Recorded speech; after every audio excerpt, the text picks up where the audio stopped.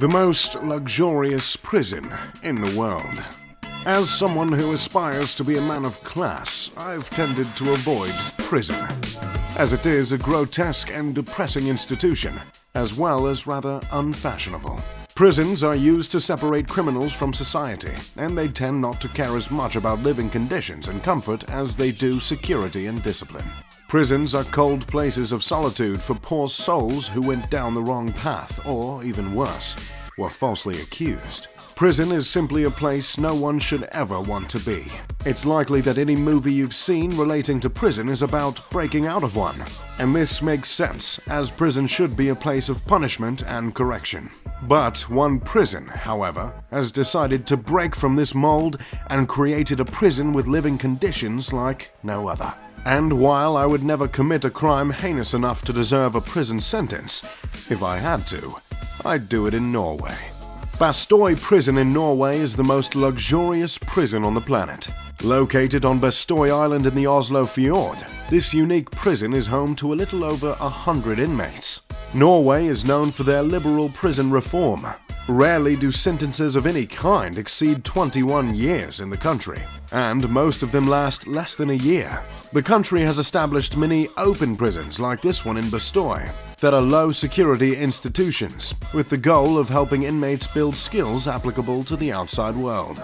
So they will be better off when they are released than they were before the arrest. All of the inmates in Bastøy have been transferred to the island from other, hopefully less lavish, penitentiaries. With good behavior, a prisoner in Norway can apply to be transferred and must be reviewed and deemed significantly rehabilitated. The vetting process also includes a psychological exam that determines whether or not the inmate is likely to try and escape the prison. The applications are available to essentially any of the male inmates in Norway, including rapists and murderers. In fact, one inmate that spent time at this low-security prison got himself thrown into the pen by murdering 2 people with a chainsaw. If it were me, I would have only admitted inmates who stopped after 1 chainsaw murder. But you'll soon see why these men are eager to apply to Bastøy and leave behind whatever dungeon they reside in. Bastøy is said to be the cushiest prison in the world, and trust me, it's downright cushy. The first glaring difference between Bastøy and what you'd expect from a typical prison is the living accommodations. If any college students are watching, I'm sorry to say, but the decor in the inmates' rooms at Bastøy rivals more of a higher-end dormitory than a place meant to house a criminal. The inmates are allowed lots of belongings and decorations in their rooms, including TVs, making the rooms indistinguishable from the typical bedroom of a free man. The inmates live in cherry-red wooden cottages, or the big white mansion in the center of the island, with hallways that resemble that of a comfortable, perhaps dated, bed and breakfast. Outside, a collection of buildings, each with a different purpose, some recreational, some work-related, stand tall on the small island. There's a public beach on the island, accessible by an inmate-ran ferry. Horses roam around the gravel roads. There are tennis courts, a sauna, plenty of places to fish. There are cows to milk, and there are chickens to gather eggs from. Most of the work assigned to the inmates is related to the farmland on the property. The prison hands responsibility to the inmates by offering them different options in terms of their daily work. Inmates at Bastøy can make their own decisions regarding how to carry out their respective sentences. Some have chosen to work with the various animals, feeding the horses in the stable, raising cattle, sheep, or lambs.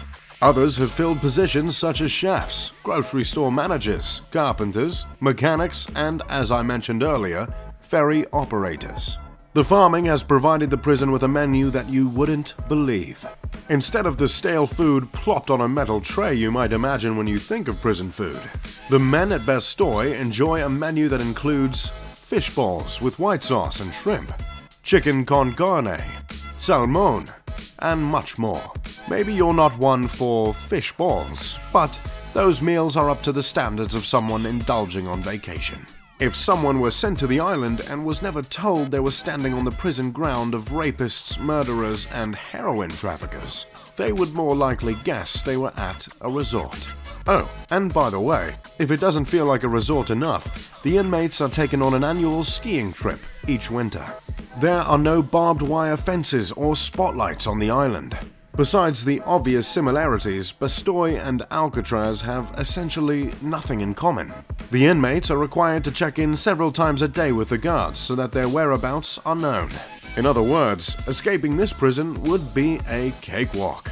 The governor of Bastoy prison gives a speech to new inmates in which he says, "If you should escape and make it across the water to the free shore, find a phone and call so I know you're okay so we don't have to send the Coast Guard looking for you."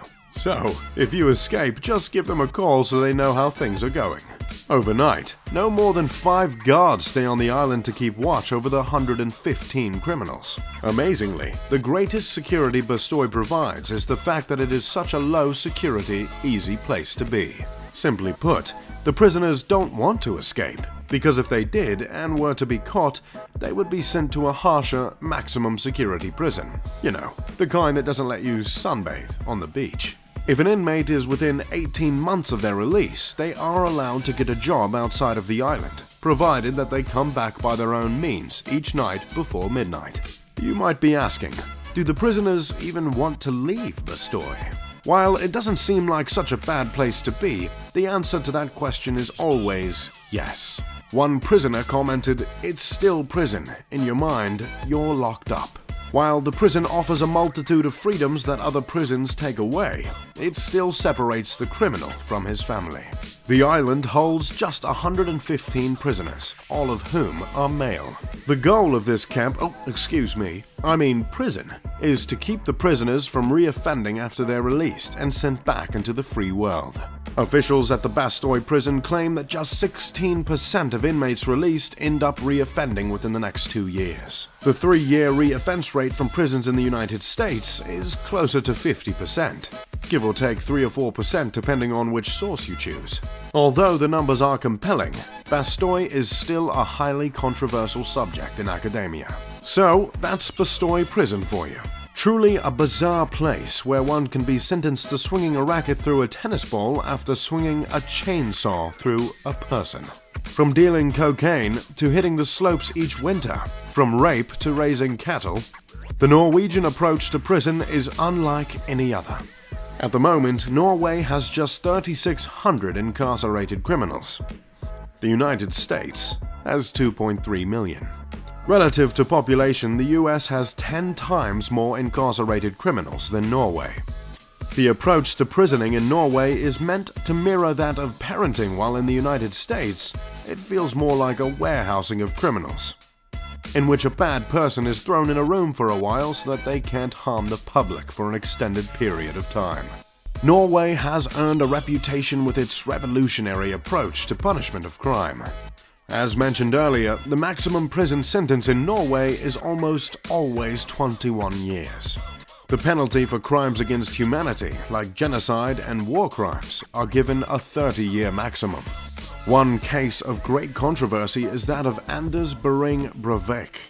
Breivik was responsible for a bombing and shooting spree last year, which left 77 people dead, some of which were children. The country's progressive approach to prison sentencing expects nearly every prisoner to return to society. Because it's likely in less than 30 years, Breivik will once again walk freely, and while much less likely, it's still possible he could end up in a minimum security prison like Bastoy. The debate is raging in Norway. Clearly, the institution of prison isn't something us humans have perfected. One of the biggest problems that occurs when someone is sent to prison is that they are separated from their family. This is usually a problem that is brought on by the poor decisions of the criminal, but the consequences apply to far more than just the one who gets locked up. What if a prison sentence keeps a baby from being able to grow up with a father? What if the crime the father committed, while worthy of a prison sentence, isn't worthy of separating him from his child's early life? This presents a moral issue for the state who has locked up the father. So, if you're planning on robbing any banks anytime soon, I'd say book a flight to Norway and find yourself something suitable. I'm sure you could find some luxury comfort over there. As always, I'm Mr. Luxury, and thank you for watching this video. Pip pip, da doodly doo.